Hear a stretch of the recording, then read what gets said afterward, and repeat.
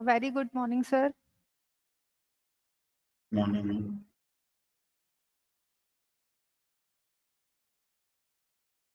So, shall we started the session now? Yes, yes. Okay. A very good afternoon to all one who are present here, and welcome to the last day of 3-day workshop on the latest trends and advancements of automotives. I welcome to you, sir, on behalf of a Department of Automobile Engineering, University Institute of Technology, RGPB Bhopal. Now, I would like to introduce our guest speaker for today workshop, Dr. Abhishek Chaube, sir. Dr. Abhishek Chaube completed Bachelor in Engineering in Mechanical Engineering and MTech in Thermal Engineering. Dr. Chaube sir has completed Doctorate of Philosophy in Mechanical Engineering on the topic of performance prediction and productivity enhancement of wind turbine by failure analysis and its rectification. He has 15 years of vast experience in teaching and research. He is associated as an advisor member of various technical societies like Society of Automotive Engineering India, World Society of Sustainable Energy Technologies UK, African Wind Energy Association, All India Council for Technical Skill Development. And he is the author of three international books related to the productivity enhancement of wind turbine and the mathematical modeling of gear design and vehicle braking system. He is also an editor board member of the International Journal of Mechanical and Material Sciences, and he is also a reviewer of many SCI and Scopus Index journals. He published more than 21 research papers in the international and national conferences. So, with welcome to you, sir, and it's a privilege to have you here with us. And I'm very happy that you are here with us today to share your deep knowledge about the topic combustion and its process. So, without any further delay, I'm inviting Dr. Abhishek Chaube, sir, to proceed with the session. Over to you, sir. Thank you, Deepti ma'am, for a nice introduction. I'm just sharing my screen for presentation.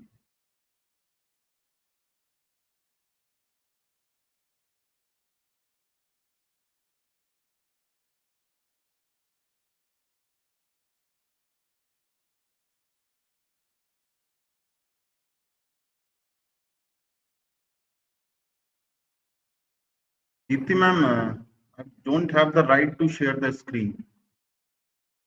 Just a second, sir. Amitabh, please allow, Sir, you can share the screen. sir, please check again. But I can't share.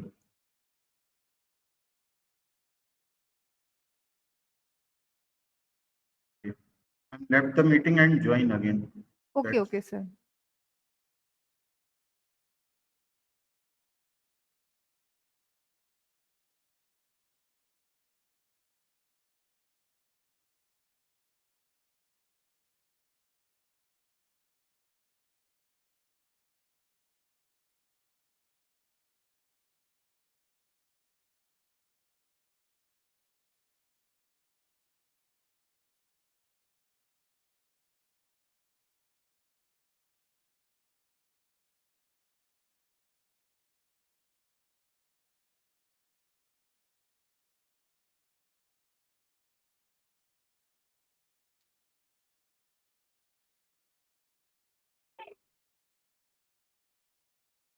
Sir, it is sharing.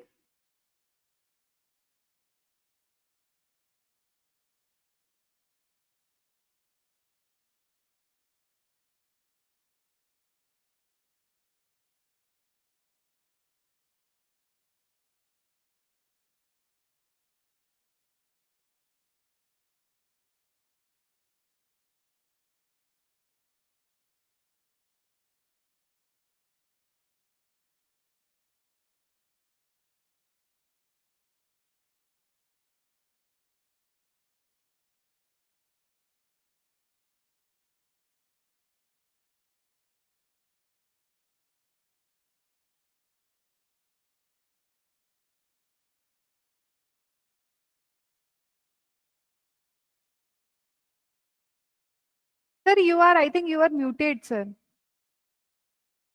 Screen is visible. Yes, sir, screen is visible and you are also audible.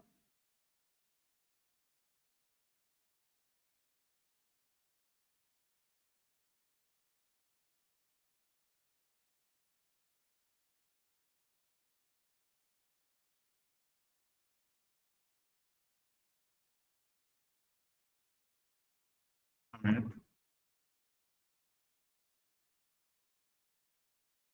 Okay. Shall I start? Yes, sir, yes, sir.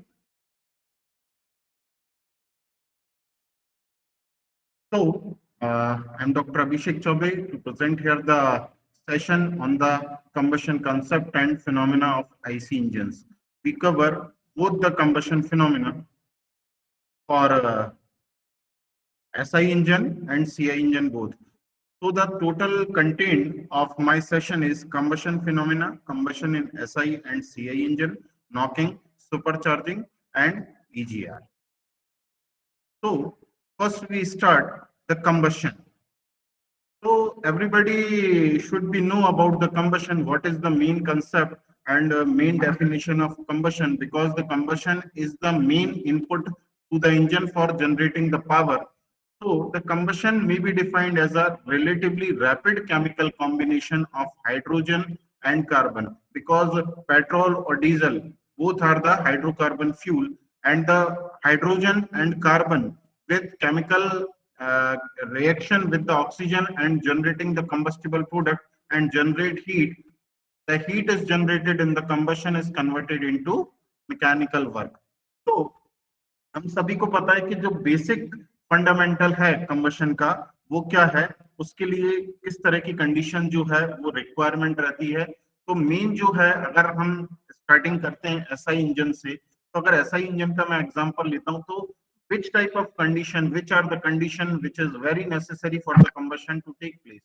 So first is presence of combustible mixture. Presence of combustible mixture means the fuel.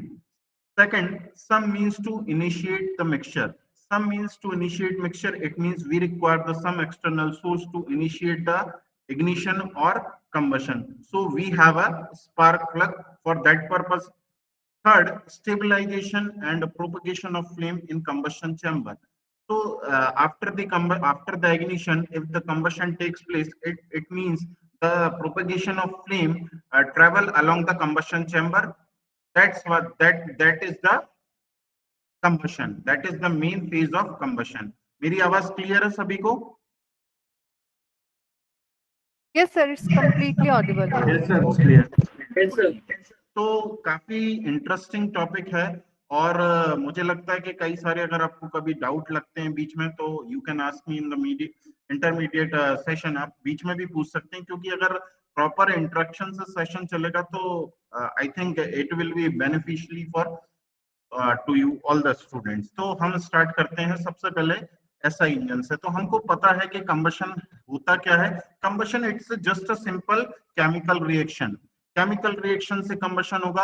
हमारे पास जो fuel है, either it is a petrol और diesel, आपका both are hydrocarbon fuel, carbon और आपका hydrogen का ये कॉम्बिनेशन होगा। और जब ऑक्सीजन के साथ एक केमिकल रिएक्शन होती है, तो हम सभी को पता है किस तरह के बाई प्रोडक्ट्स जनरेट होते हैं, और जो बाई प्रोडक्ट्स जनरेट होते हैं वो हमारे सराउंडिंग के लिए, हमारे एनवायरनमेंट के लिए किस तरह हार्मफुल हैं। और हमको जो ईजीआर वगैरह हम पढ़ते हैं, या फिर जो हम एक कंबशन का पूरा कंसेप्ट समझते हैं, तो मेरे पास मैंने क्या किया है, आपको जो जो ये मेरा सेशन है डिवाइडेड इनटू 5 कैटेगरीज, और हर कैटेगरीज में मैंने कुछ एक एनिमेशन वीडियो लिया है, जिससे हम जो थ्योरी पढ़ेंगे we easily deeply understand with animation video. Okay, तो फर्स्ट स्लाइड में मैं आपको बताना चाह रहा था कि आपका कंबशन का कंसेप्ट क्या है। अब जो, क्योंकि स्टार्टिंग में कर रहा हूँ एसआई इंजन से, so we should know about the ignition limits, because we use the in SI engine we are using the air fuel mixture. So what proportion of air fuel mixture is right for the proper combustion, and what type of proportion is not fit for the proper combustion, so we should know about that properly. तो जो मुझे लगता है ये सभी को पता होगा कि एसआई इंजन में अगर हम पहले के टाइम की बात करें, तो we are using the carburettor, and latestly we are using for fuel injection in MPFI system. तो अगर आपको थोड़ा सा पता हो तो जो कार्बोरेशन की लिमिट होती है, कार्बोरेटर जो काम करता है, वो 3 तरह के आपको पेट्रोल में मिक्सचर मिलते हैं। आपको पता है क्या? जो एयर फ्यूल का प्रोपोर्शन है वो 3 कैटेगरी में हम लोगों ने डिवाइड किया हुआ है। Do you know about that? Anyone?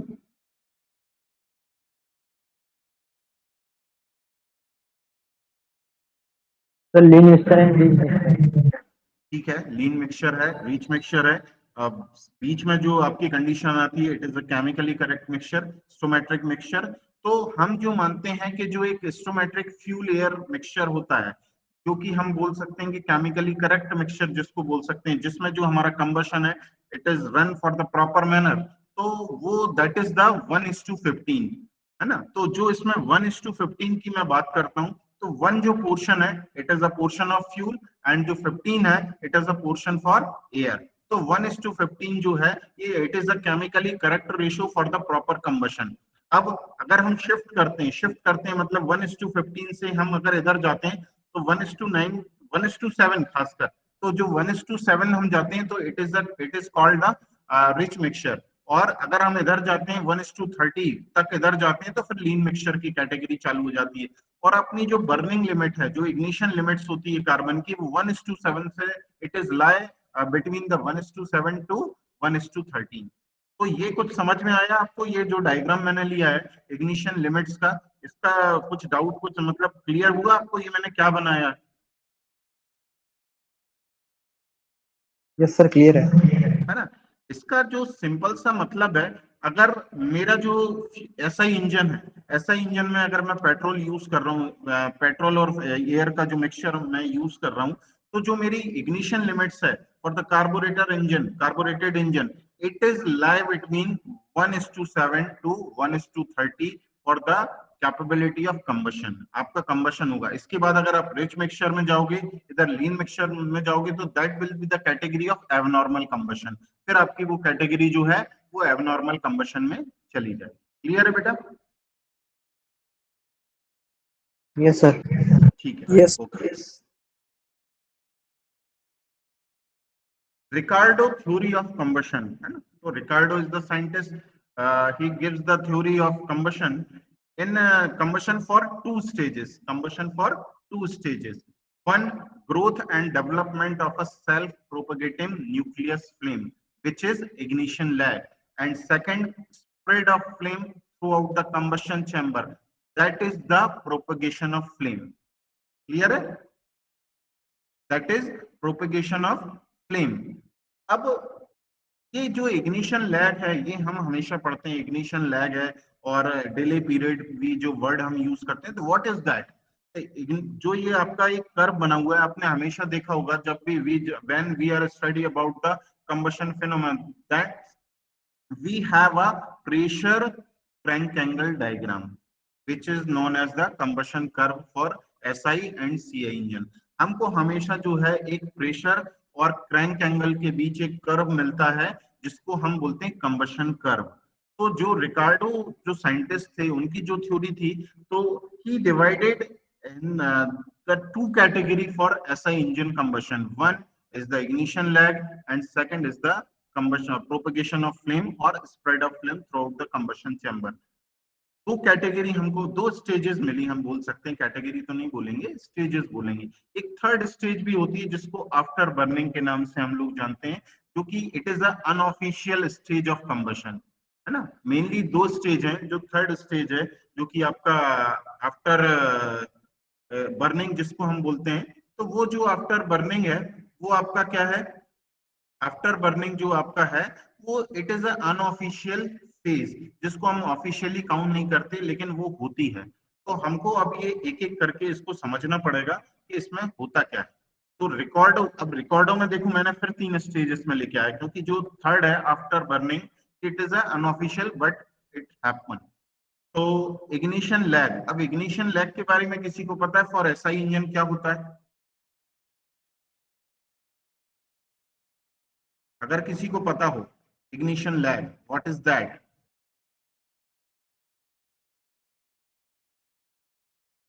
Anyone? Sir आग लगने के बाद प्रॉपरली मतलब बर्निंग स्टार्ट होने का जो पीरियड होता है इन दोनों के बीच का, हम उसे इग्निशन लैग कहते हैं। ठीक है, अब ये बताइए कि आपकी स्क्रीन में जो ये पीपीटी दिख रहा है ये प्रॉपर दिख रहा है आपको? जो कर्व है इजीली दिख रहा है ये सारी चीजें? Yes sir. ठीक है, तो अच्छी बात है। तो देखो क्या होता है कि ये जो कर्व है ना, ये आपका कंबशन कर्व है। It is a combustion curve for SI engine. और अगर ये कर्व हमको समझ में आ गया, if we understand this curve, then easily feel we easily clear the combustion phenomena of SI engine। इसमें आप देखोगे तो आपको यहाँ पर जो है ये फेजेस दिखाई दे रहे हैं, फर्स्ट, सेकंड और थर्ड, ये लगा हुआ है। तो ये इग्निशन लैग जो है, it is the first phase of combustion and it is the most important stage of combustion. If the ignition lag is balanced or proper, then the whole combustion is in the category of normal combustion. Is the it is the if it is the unbalanced condition in the first stage of combustion, then the whole phenomena of combustion is in the category of abnormal combustion. So what is the ignition lag stage? There is a certain time interval between instant of spark and instant where the noticeable rise in pressure due to combustion. That is the meaning of ignition lag. मैं आपको थोड़ा और बताता हूँ इसको normal language में। अगर हम देखें तो जो इग्निशन लैग होता है, तो आपका क्योंकि ये एसआई इंजन है, तो एसआई इंजन में मानते हैं हम कि एयर प्लस फ्यूल जो मिक्सचर है, एयर प्लस फ्यूल का जो मिक्सचर है, ये जब आपका कंबशन चैम्बर में इनलेट पर आता है, तो जो इसको हम बोलते हैं इस प्रोसेस को इंजेक्शन। तो the ignition lag is the initiated at the injection and the ignition. So if we want to the total definition in the simple word, then the time interval and the crank period between the ignition, injection to ignition. Ignition is the first or initial stage of combustion. आपको पता है ignition और combustion में difference होता है?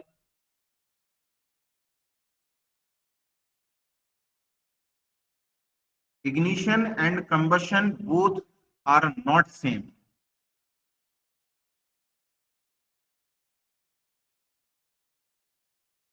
पता है?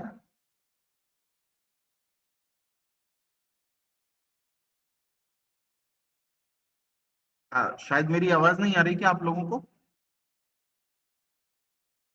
No sir, you are audible. Audible है तो बेटा आपको पता है ना कि जो इग्निशन है और जो कंबशन है बोथ आर डिफरेंट, सेम नहीं है। Yes. Ignition it's a initial stage of combustion. आपका इग्निशन होगा और जब इग्निशन कंबशन में बदलेगा तो जो फ्लेम जनरेट होती है वो प्रोपगेट होती है, वो ट्रैवल करती है, that is the combustion.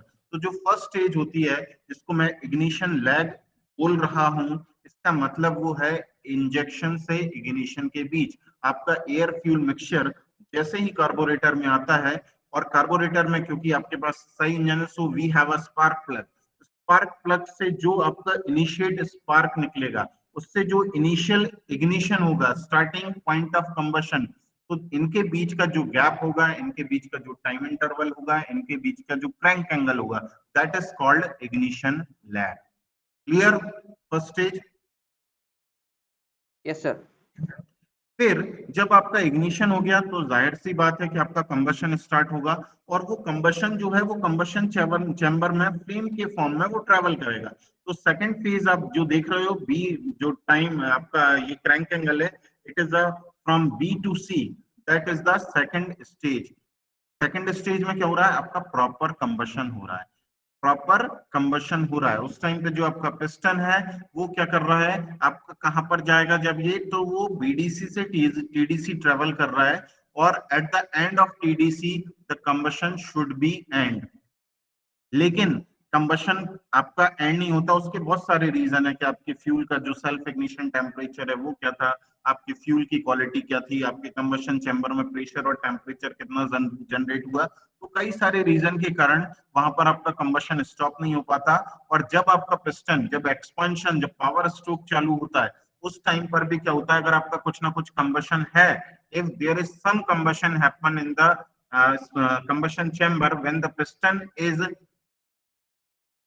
comes from TDC to BDC, it is in the unofficial stage, it is third stage, means after burning.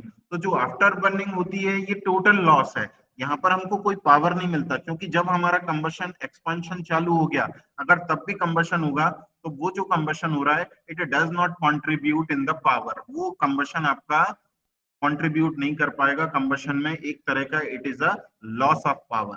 तो हमारी जो कोशिश है, जो डिजाइन इंजीनियर्स रहते हैं, जो R&D इंजीनियर्स रहते हैं, उनका फोकस रहता है कि जो आफ्टर बर्निंग की स्टेज है ये इट शुड बी मिनिमम, ये मिनिमम होनी चाहिए, जिससे कि आपका जो पावर लॉस है वो पावर लॉस ना हो। अगर आफ्टर बर्निंग आपका ज्यादा होगा तो आपका इंजन से पावर कम जनरेट होगी, स्पेसिफिक फ्यूल कंजप्शन बढ़ जाएगा, और आपको टोटल जो एफिशिएंसी है उसमें आपको डिक्रीमेंट मिलेगा। तो आफ्टर, इसलिए आफ्टर बर्निंग को अनऑफिशियल स्टेज माना गया, क्योंकि it does not contribute in the power. Clear हुआ? Yes sir. है ना? अब बात करते हैं कि ये जो इग्निशन लैग है, कि इसका कितना टाइम रहता है, कितना क्लैंग। तो ये बहुत बेटा इतना कम टाइम रहता है इसमें कि हम इसको अगर फिनोमेना अगर देखें तो समझ नहीं सकते। लगभग 0.001 सेकेंड से लगभग आपका इग्निशन लैग रहेगा, और 35 डिग्री क्रैंक एंगल में आपका फर्स्ट स्टेज लगेगा, अगर आपका 3000 आरपीएम में इंजन चल रहा है। लगभग 3000 आरपीएम का डाटा है, तो जो कि आपको इसके बीच आपको लाई करेगा। और अगर इग्निशन लैग हम बहुत ज्यादा डीपली देखेंगे तो 0.002 सेकंड के लगभग आपको मिलेगा 35 डिग्री क्रैंक एंगल पर, और at the speed, running speed at 3000 RPM. कुछ आपको क्लियर हुआ अब ये स्टेजेस का? Yes sir. है ना? तो ये हमको समझना पड़ेगा, ये एसआई इंजन का कंबशन। अब क्या होता है कि एसआई इंजन तो बेटा बेस्ट इंजन है compare to CI engine. CI जो है वो बेस्ट इंजन नहीं है, जो डीजल इंजन है it is not a best engine then the petrol engine, because petrol engine running in a smoother way and in the category of normal combustion, but diesel engine lie in the category of abnormal combustion. तो धीरे धीरे अगर आपको पता चलेगा तो आप समझोगे। अभी जो मैंने ये 3 पॉइंट आपको लिखे हैं, ignition lag, second flame propagation और आफ्टर बर्निंग, इसमें आपको कोई डाउट है क्या? No sir. आप लोगों ने पढ़ा है पहले कभी ये? No sir. नहीं पढ़ा है। तो ये जो है, देखो क्या होता है, जो ऑटोमोबाइल है, आपकी ब्रांच अगर ऑटोमोबाइल है, मैकेनिकल है, तो हम लोगों को लगता है कि हाँ ये व्हीकल है, ये नए नए मॉडल्स हैं गाड़ी के, चाहे वो महिंद्रा के हो, हुंडई को, हमको लगता है। तो क्या होता है, जो इंजन है ना, जो इनिशियल इनपुट है वो इंजन से आपको मिल रहा है। तो इनिशियल इनपुट आपको जितना बेस्ट मिलेगा, इनिशियल आपकी प्रोसेस जितनी बेस्ट मिलेगी, आपको टोटल रिजल्ट, आपको जो रनिंग है, चाहे वो ट्रांसमिशन हो, सारा बहुत स्मूथ मिलेगा, क्योंकि इनिशियली पावर आपका इंजन जनरेट कर रहा है। जैसे कि अगर आपको पता है, अगर हम एक नॉर्मली देखें कि अगर मैं कार चला रहा हूं तो उसके जो सबके अपने अपने जो हैं जो इसके कंपोनेंट है, सबके अपने अपने सिग्निफिकेंट वर्क होते हैं। आपका स्टीयरिंग सिस्टम का अलग अपना सिग्निफिकेंट वर्क है, ट्रांसमिशन सिस्टम का अलग है, ब्रेकिंग सिस्टम का अलग है, सस्पेंशन, सबके अलग काम है। लेकिन आपको पता है कि अगर इंजन पावर जनरेट करना बंद कर दे तो ये जो जितने भी सिस्टम है ये किसी काम के नहीं है। तो मेन इनपुट जो मिल रहा है आपको, इनिशियल इनपुट है, वो कहां से मिल रहा है? इंजन। और इंजन के अंदर क्या हो रहा है? कंबशन। तो हमको जो पूरा फोकस रखना है वो कंबशन पर रखना है। ठीक है, तो आगे बढ़ते हैं अब हम, है ना? तो ये अपना हुआ। अब ये एक आपका एक सिंपल कर्व है, ये क्या है आपका? ये भी एक सिंपल कर्व है जिसमें हमने कंबशन को और डीपली समझा है, जिसमें हमने क्या किया है? कंबशन को और डीपली समझा हुआ है कि इसमें इग्निशन लैग कहाँ से चालू हुआ, कहाँ से क्या चालू हुआ, वो हमने यहाँ पर समझा हुआ है। तो हमारे लिए काफी आसान है ये चीजें। ठीक है,